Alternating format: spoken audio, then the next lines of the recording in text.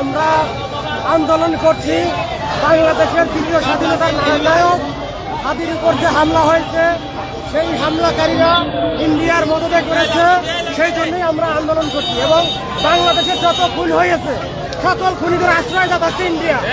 India আমাদের কখনোই বন্ধু ছিল না। তারা যদি বন্ধুত্ব দাবি করে তাহলে আমাদেরকে সকল খুনিদের ধরতে শাস্তি দিতে সহযোগিতা করতে হবে, কিন্তু তারা সেটা করতেছে না। তারা আমাদের বন্ধু নয়, তারা আমাদের শত্রু। এই জন্য আমরা আন্দোলন করছি।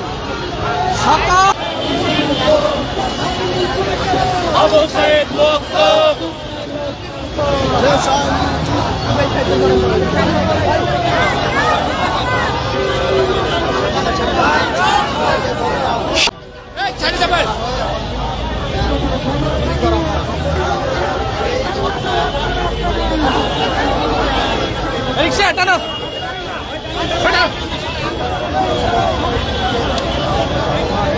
রিক্সা একটু টানো টানো ঘেরাও হবে, ঘেরাও হবে।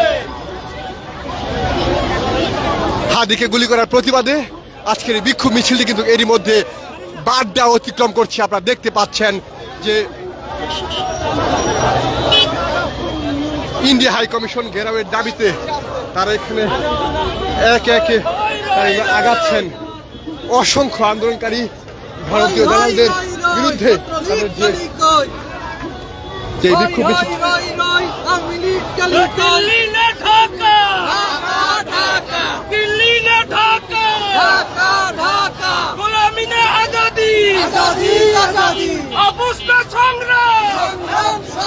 তুমি কে আমি কে বাংলাদেশ দিল্লি না ঢাকা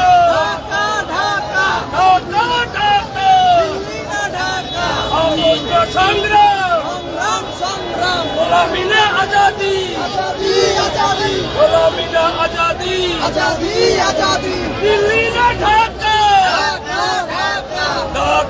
ঢাকা ঘেরাও হবে, ইন্ডিয়ান এম্বাসি ঘেরাও হবে।